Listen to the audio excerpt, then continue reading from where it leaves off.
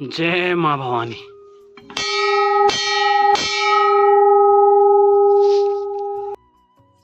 Hello दोस्तों, नमस्कार, प्रणाम पहलाग। और आज हम आए हैं गढ़ माँ रेणुका के जो हैं दर्शन करने। ये देखिए आप, ठीक हमारे सामने यहाँ पे गाड़ियाँ लगती है और ये टॉप में आपको दिख रहा होगा यहाँ पे माँ रेणुका, और ये यहाँ से रास्ता है। तो अब चलते हैं। और हमारे साथ में हैं हमारे बड़े भाई जी सुखदेव सिंह पंवार जी। तो चलते हैं आगे की ओर। और आप देखिए आप, ठीक हमारे सामने ये गांव गढ़ का, और ये उनियाल जी का मकान है यहाँ पे। ये आप देख सकते हैं, ये वाला ठीक ये पेड़ के नीचे। और अब चलिए आगे।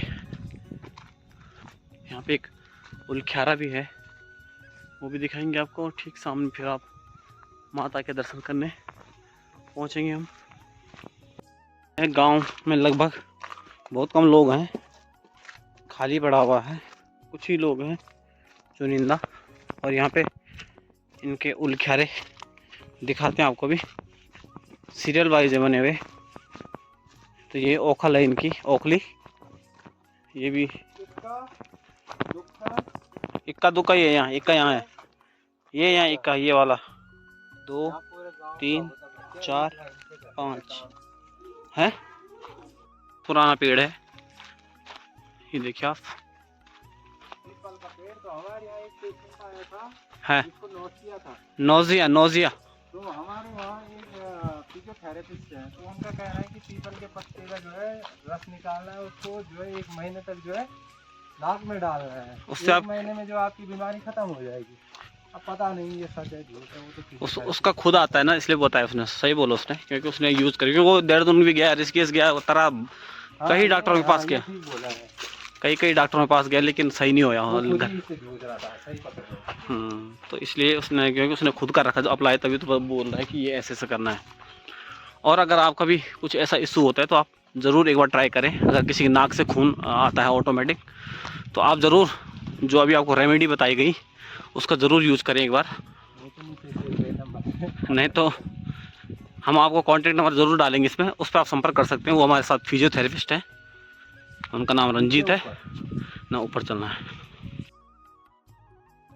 और हम पहुंच गए हैं माता के द्वार पर, और ये है माँ का द्वार। जय माँ भवानी, जय माता दी। ये आप देख सकते हैं यहाँ से, जय माता दी।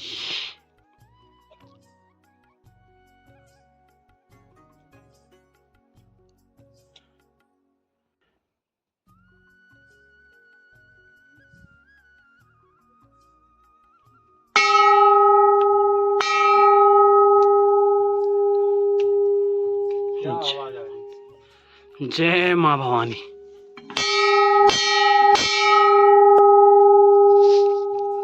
नाद ध्वनि, इधर से पानी, इधर से।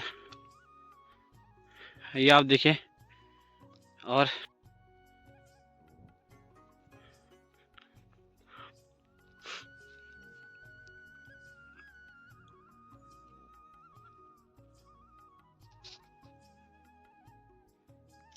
आपको यहाँ से एक गांव दिखाऊंगा मैं आपको, साल्ड और ग्याणजा, कुछ ही देर में। ठीक सामने आगे चला के पानी है, उसमें नल वहाँ लगा हुआ।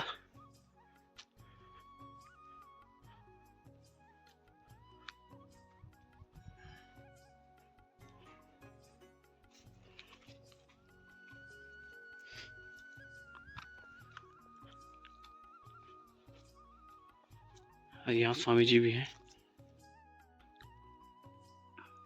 और ये है माता का मंदिर। जय माता रेणुका की।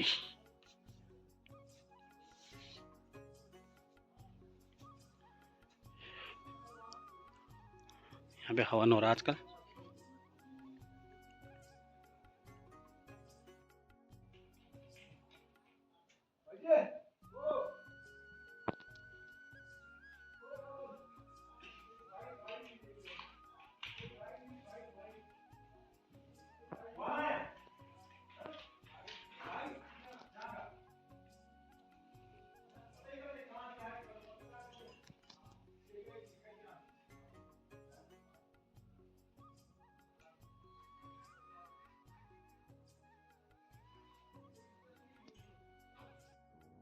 तो आज हम आए हैं माँ रेणुका के मंदिर गढ़ में, और बारे में परिचय बताइए आप पहले अपना। हाँ जी, हमारा नाम गणेश चंद्र बोगड़ा है। हाँ राव गणेश चंद्र बोगड़ा जी। ग्राम गढ़ बरसाली उत्तरकाशी। तो यहाँ रेणुका माँ के बारे में आप बताएंगे यहाँ के बारे में हाँ जानकारी। ये रेणुका जी की जो है तपस्या स्थली कहा गया कि ये रेणुका माँ की तपस्या स्थली है। याचक स्वरूप बबलव गुणात्रिकात संसार मखिलम जड़ चेतनारभ्यम सत्यासुरजते सारिते सलीलम ताम रेणुका परशुरम परशुम नमामि। बताया जाता है यहाँ पर माँ रेणुका ने 10,000 वर्ष तक तप किया, और तब यहाँ पर बीच में जो अधिष्ठात्री है महिषासुर मर्दनी का प्रागट्य हुआ उस पुण्य के प्रताप से। इसकी कहानी बहुत लंबी है जी, क्योंकि यहाँ रेणुका एक ये सहस्त्रवाव नाम के राजा हुए। सहस्त्रवाव राजा जो एक बार प्रयागराज के लिए अपनी यात्रा के लिए जा रहे थे, और उनकी बहन यानी रेणुका जी की जो बहन थी रेणुका जी उनके साथ में थी। रेणुका माता जल भर के लाती थी वहाँ से गंगना, ये उत्तरकाशी से, और गंगनानी ले जाती थी जमदग्नि ऋषि के पास यानी अपने पति जी के पास। तो इस तरह कई साल चलता रहा प्रोग्राम। कई साल तक इसी तरह उन्होंने जमदग्नि जी की सेवा की। एक दिन उनके मन में वैराग्य आया कि मैं एक ऋषि की पत्नी हूं और मेरे पास कुछ नहीं। जब इस प्रकार का उनका मन में वैराग्य आया तो तुरंत जब वो उत्तरकाशी में जल भरने के लिए आई तो तुरंत वहाँ उनके तपोबल से वो हंडी बनती थी, बालू हंडी। उस दिन वो तपोबल से नहीं बनी। क्यों नहीं बनी? क्योंकि मन में उनका ये दुख हो गया था, क्षोभ उत्पन्न हो गया था कि मैं एक ऋषि की पत्नी और मेरी जो ये बहन है रेणुका जी सब संपन्न है, मेरे पास कुछ नहीं। इस तरह जब उनके मन में वैराग्य आ गया तो उनके तपोबल से वो हंडी नहीं बन पाए, और जब हंडी नहीं बन पाई तो संध्या का जो समय था वो पूर्ण हो चुका था।